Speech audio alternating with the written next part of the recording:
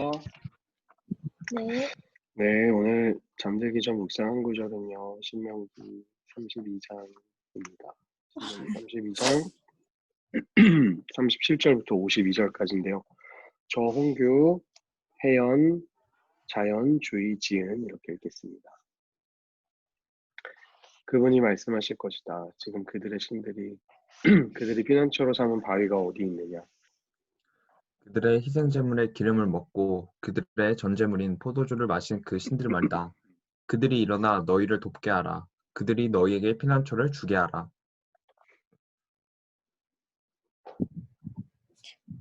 이제 내가 바로 그임을 보라. 나 외에는 다른 신이 없다. 내가 죽이기도 하고 살리기도 하는 것이다. 내가 상하게도 하고 낫게도 하는 것이다. 아무도 내 손에서 건져낼 자가 없다.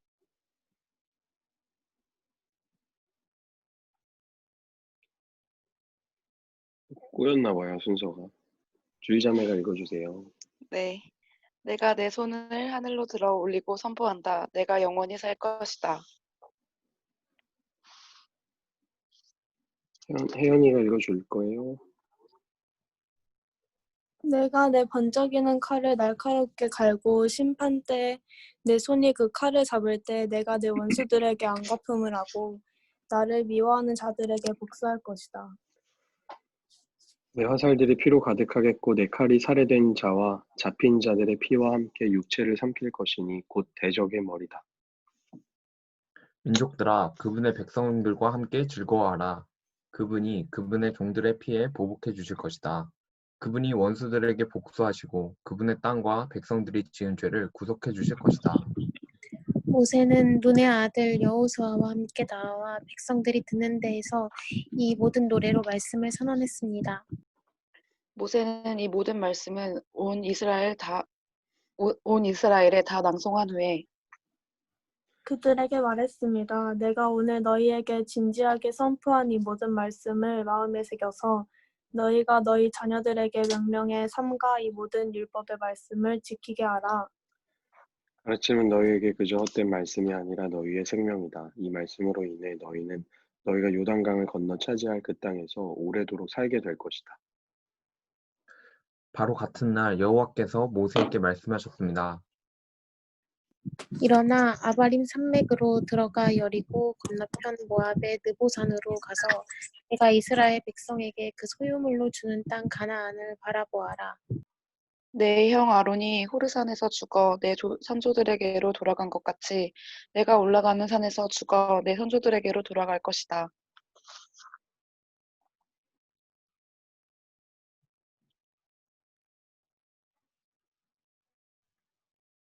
라온이 차례예요.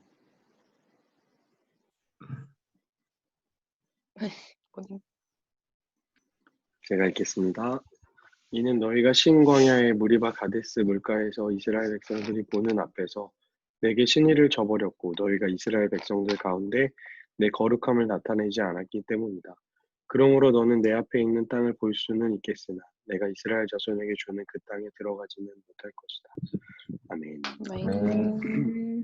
신명기 32장은요, 모세가 기록한 노래입니다, 노래인데, 이제 노래가 끝나는 부분이에요. 노래가 어떻게 끝나고 있냐면요, 유일하신 하나님에 대해 고백하면서 끝이 나고 있어요.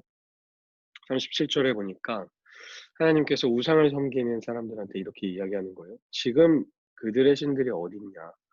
그들이 피난처로 삼은 바위가 어딨냐? 라고 이야기를 이제 하고 있거든요. 이 우상들의 특징이 뭐냐면요. 잠시만요. 일시적입니다. 그때는 있는 것 같은데 실제로는 없어요. 그러면서 그들에게 우리가 희생제물을 우상들에게 희생제물을 바치고 너네가 포도주를 바치고 했는데 그들한테 일어나서 좀 너희를 돕게 해봐라. 너희에게 피난처를 주게 해봐라. 근데 도울 수 없다는 거예요. 우상들의 또 특징은요. 진짜 능력은 없어요. 진짜. 그냥 기분만 있는 거죠. 그래서 하나님께서 뭐라고 얘기하시냐면 39절에 나 외에는 다른 신은 없다. 너네가 살게 되는 이 세상에 나 외에 다른 신은 없다. 내가 죽이기도 하고 살리기도 하고 상하게도 하고 낫게도 하고 아무도 내 손에서 건져낼 자가 없다는 거예요. 우상은 능력이 없지만 하나님은 능력이 있다라고 이야기하시는 겁니다. 40절에서 뭐라고 얘기하냐면 내가 영원히 살 것이다. 아까 앞에서 우상은 뭐라 그랬죠? 우상은 일시적이지만 하나님은 영원하시다. 그렇게 하나님이 자기와 이들이 섬기는 우상을 비교하는 거죠. 그리고 나서 하나님께서 가지신 능력으로 원수들을 안갚음하고 미워하는 자들에게 복수할 것이고 43절에 보니까 우리의 할 일은 뭐냐면 하나님이 다 하실 거고 우리 할 일은 뭐냐면 그 백성들과 함께 즐거워하는 것이죠. 함께 즐거워하는 거. 이게 이제 우리의 할 일입니다. 유일하신 하나님을 신뢰하며 기뻐하는 것이 이 노래 전체의 노래의 주제예요. 하나님께서 이스라엘 백성들에게 가르쳐 지키게 한 노래의 주제는 뭐냐면요. 하나님께 집중하는 겁니다. 유일하신 하나님께 집중해라.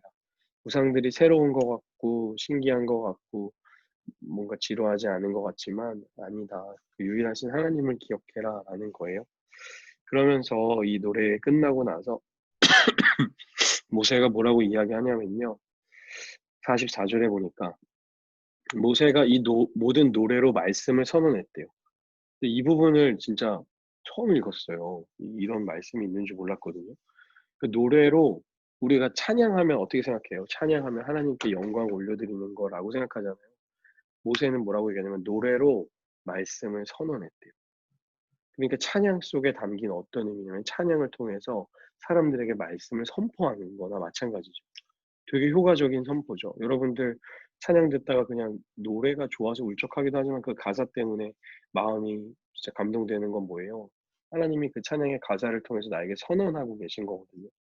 아, 이 찬양에 이런 큰 의미가 있다는 걸 다시 한번 알게 됐습니다.